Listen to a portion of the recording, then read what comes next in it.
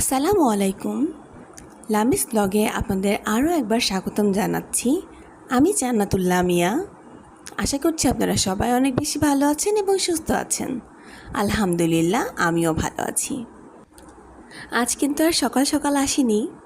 সকাল থেকে বেশ অনেকটা সময় চলে গিয়েছে। আজকে বেশ বেলা করে ব্লগটা শুরু করছি।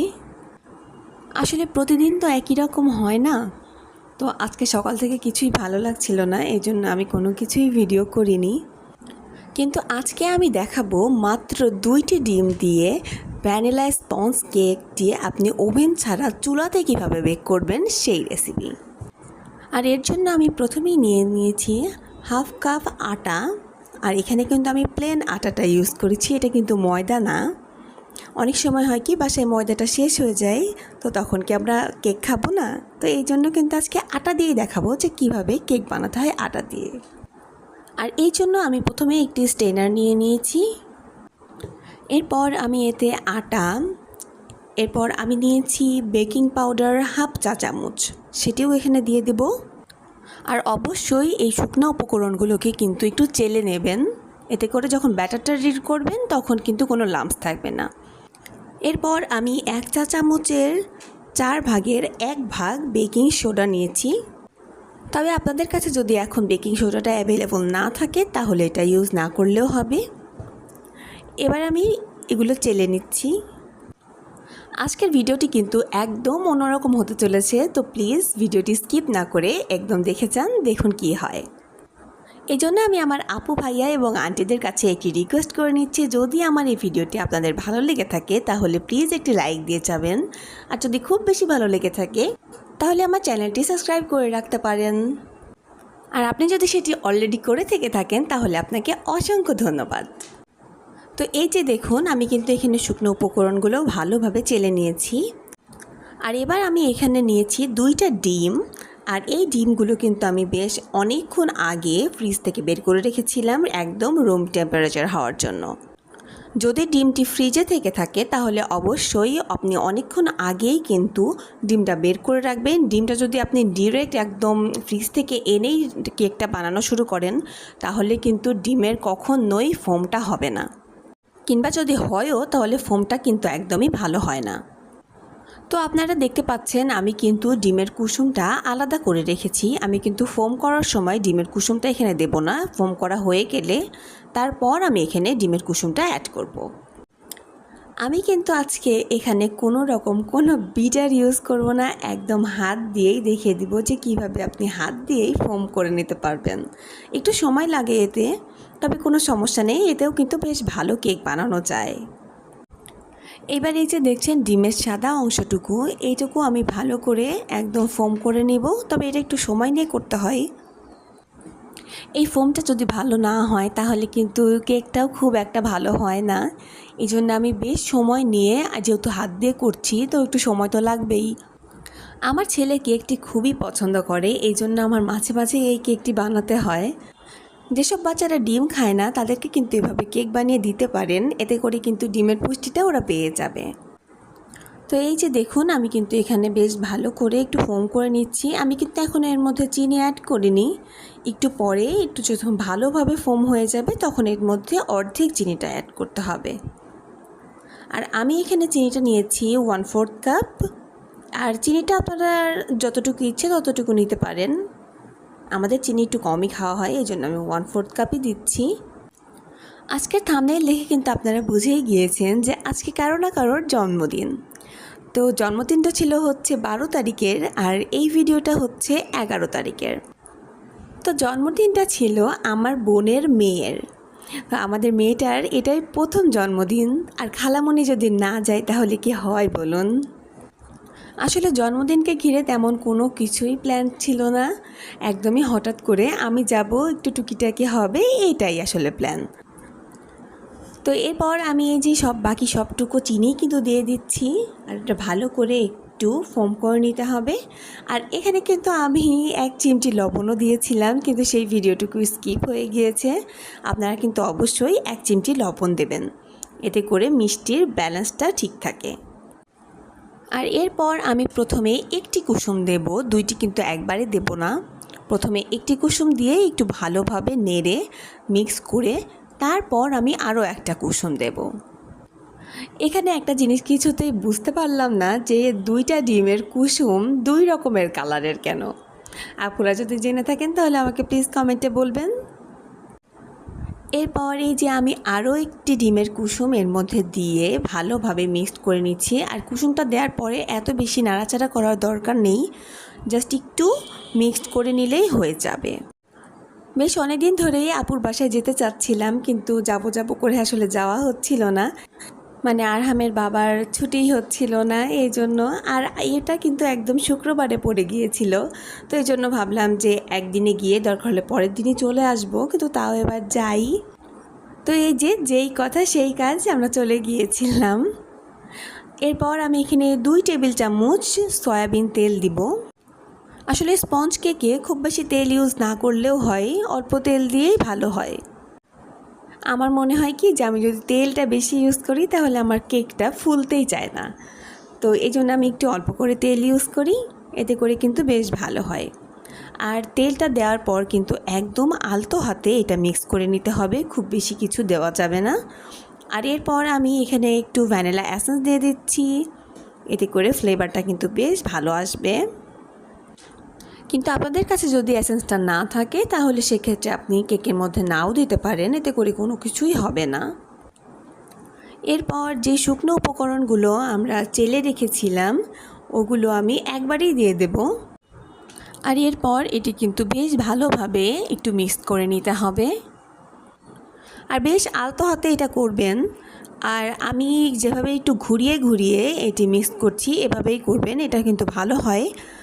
আর দেখে নিলেই বুঝতে পারবেন যে আসলে কীভাবে করছি। একটু দেখুন যে কেমন ঘুরিয়ে ঘুরিয়ে একটু করে নিচ্ছি। কেকটা কিন্তু ভীষণ সেন্সিটিভ একটা জিনিস, এটাকে কিন্তু খুব চটপট করে রেডি করে একদম চুলায় বসিয়ে দিতে হয়। তো এই জন্য আমি কিন্তু দেরি করছি না, এদিকে তাড়াতাড়ি করেই একটু করে নিচ্ছি। প্রথমের দিকে ব্যাটারটা কিন্তু বেশ একটু শক্ত শক্তই থাকে, এই জন্য একটু আলতো হাতে প্রথমের দিকে একটু মিক্স করে নেবেন। এরপর যখন আটাটা একটু ভালোভাবে মিক্স হয়ে যাবে তারপর আপনি বেশ তাড়াতাড়ি করে একটু এটা ভালো করে মিক্স করে নেবেন। এটি কিন্তু বেশ সময় নিয়ে এই কাজটি করতে হয়, আর হাত কিন্তু একদম ব্যথা হয়ে যায়, কিন্তু তবুও এটি ভালো কেকের আশায় কিন্তু এই ব্যথাটুকু সহ্য করাই যায়, তাই না? কিন্তু যেই ভালোবাসাটা নিয়ে এই কেকটি বানানো হচ্ছে সেই ভালোবাসার কাছে কিন্তু এই সামান্য ব্যথা কিচ্ছু না।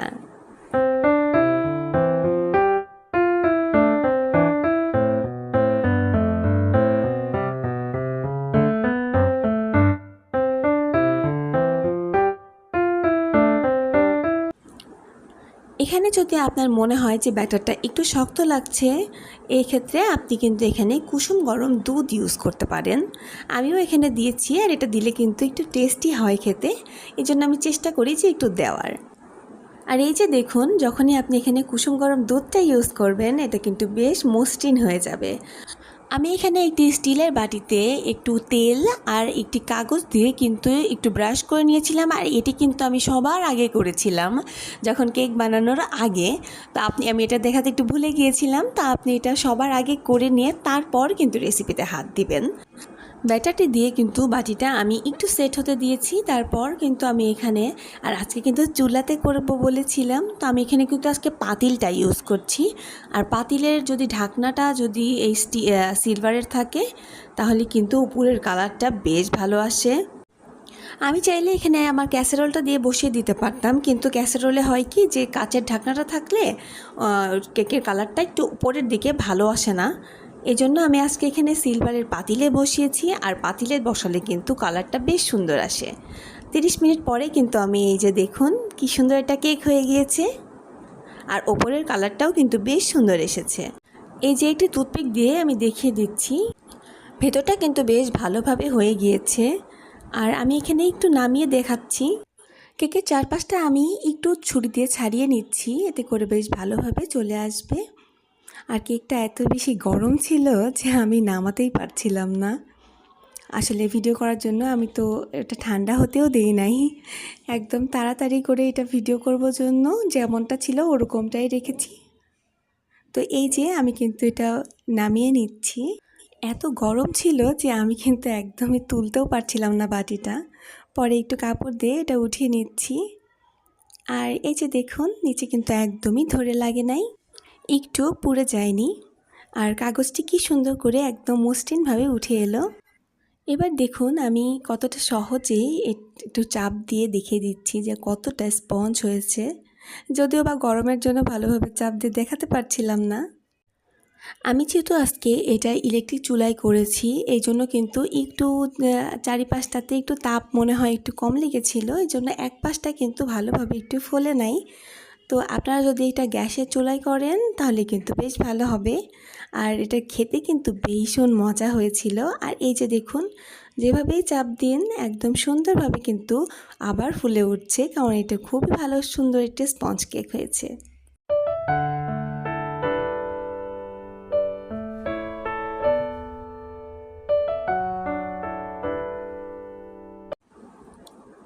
এটি ছিল 12 তারিখ সকাল।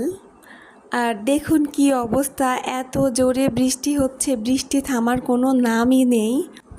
এত আশা করে এতদিন পর আপুর কাছে যেতে চাচ্ছিলাম, তাও আবার মেয়েটার জন্মদিনের দিন, যদি না যাওয়া হয় তাহলে কি কেমনটা হয় বলুন তো।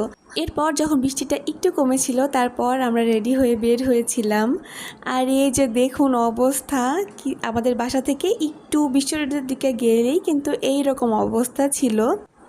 এর মধ্যে কিন্তু উবার সিএনজি কিচ্ছু পাচ্ছিলাম না, কারণ ওরা এই পানির মধ্যে আসবেই না। তো এই জন্য আমরা এইটুকু রিক্সাতে করে এই পানিটুকু পার হয়ে তারপর বিশ্ব রোডে গিয়ে গাড়িতে উঠেছিলাম। তো আপুকে গিয়ে কিন্তু বলেছিলাম যে দেখ তোর বাড়িতে আসার জন্য 7 সমুদ্র পাড়ি দিয়ে তোর বাড়িতে এসেছি। এরকম পানির মধ্যে বের হওয়া কিন্তু আমার ফার্স্ট টাইম ছিল, এরকম পানিতে আমি কখনোই বের হইনি। কিন্তু দেখুন আর আমার আরহাম কিন্তু ভীষণ রকমের খুশি ছিল, বলছে মা নদী হয়ে গিয়েছে সব কিছু। তো এই যে 4-5 মিনিটের রাস্তা পার হয়ে তারপর কিন্তু আমরা এসে গাড়িতে বসে পড়েছি। আর আলহামদুলিল্লাহ ওর বাড়িতে বেশ ভালোভাবে পৌঁছে গিয়েছিলাম। আর তারপর দেখুন ওর কি বিশাল এক আয়োজন। এর বাহিরেও অনেক কিছু রান্না করেছিল, কিন্তু সেগুলো আর ভিডিও করা হয়নি, কারণ আমরা এত বেশি ক্ষুধার্ত ছিলাম যে গিয়েই খেতে বসে পড়েছি। কারণ যেতে অনেকটা সময় লেগে গিয়েছিল, আমরা বেরও হয়েছিলাম 1টারও পরে। তো এই জন্য যেতে যেতে আমাদের খুব ক্ষুধা লেগে গিয়েছিল। আর আমরা কিন্তু টেবিল বাদ দিয়ে সবাই নিচে বসে খাচ্ছিলাম। আমরা সবাই মিলে একসঙ্গে নিচে বসেছিলাম। আর এখানে কিন্তু আমার আপুর দেবর, ননদ, নন্দাই আর ননদের 2টা ছেলে আছে। আর আপুর ননদ কিন্তু অনেক বেশি ফ্রেন্ডলি, আমার সঙ্গে খুব ভালো সম্পর্ক। আপুটা এত ভালো, আসলে এরকম মানুষ খুবই কমই দেখেছি আমি, যে নিজের ভাইয়ের বউয়ের বোনকে যে এত আদর করতে পারে মানুষ। তো আসলে আপুকে না দেখলে আমার আসলে সেটা দেখা হতো না। তো এই যে দেখুন আমরা কিন্তু দুপুরে খাওয়া দাওয়া শেষ করে আমরা বিকেলের দিকে বাচ্চাদের জন্য একটু বিনোদনের কিছু রেখেছিলাম, কারণ একটু যদি একটা কেকই না কাটি তাহলে কি আর জন্মদিন হলো। আর এইটুকু কিন্তু শুধুমাত্র বাচ্চাদের খুশির জন্যই করা।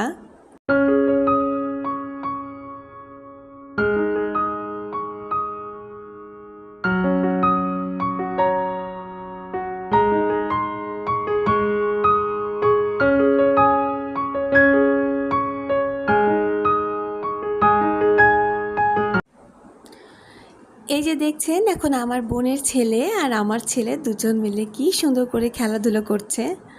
আর আজকে কিন্তু আরহাম খুব খুশি, 2 ভাইয়ের মধ্যে ভীষণ মিল মাশাল্লাহ। আপুর বাড়িতে এসে কিন্তু আমি খুব সুন্দর করে ভিডিও করতে পারছি না, আসলে আমরা এখানে ভীষণ আনন্দের মধ্যে আছি। তো যতটুকু ক্লিপ নিতে পেরেছি ততটুকুই আপনাদের সঙ্গে শেয়ার করছি, আশা করছি আপনারা বুঝতে পারবেন। তো ওদের খেলাধুলা দেখেই আপনারা বুঝতে পারছেন যে ওরা কতটা খুশি। তো এই যে ওরা 3জনই কিন্তু এখানে বসে বসে খেলা করছিল। তো আমি এখানে বসা ছিলাম, এই জন্য এই ক্লিপটুকু রেখেছি, তাছাড়া আমি বেশি ভিডিও করতে পারিনি। আসলে গিয়েছি একদিনের জন্য, এতে করে যদি আমি আবার ক্যামেরা নিয়ে বসে থাকি তাহলে আর 2 বোনের কি কথা হলো বলুন। এই যে দেখুন দমকা হাওয়ার মতো এসে আবার কিন্তু আমি আমার বাসায় চলে যাচ্ছি। বাড়ির বেশ কাছাকাছি কিন্তু চলেও এসেছি। তো আজকের ভিডিওটি এই পর্যন্ত থাক। আজকে একটু অন্যরকম ভিডিও করেছি, আশা করি আপনাদের সবার ভালো লেগেছে। আর যদি ভালো লেগে থাকে তাহলে আমার ভিডিওটিতে একটি লাইক দিয়ে যাবেন। আর আপনি যদি এরকম ভিডিও আরও দেখতে চান তাহলে আমার চ্যানেলটি সাবস্ক্রাইব করে রাখতে পারেন। তো আজকের ভিডিওটি এই পর্যন্তই, দেখা হবে পরের ভিডিওতে ইনশাল্লাহ।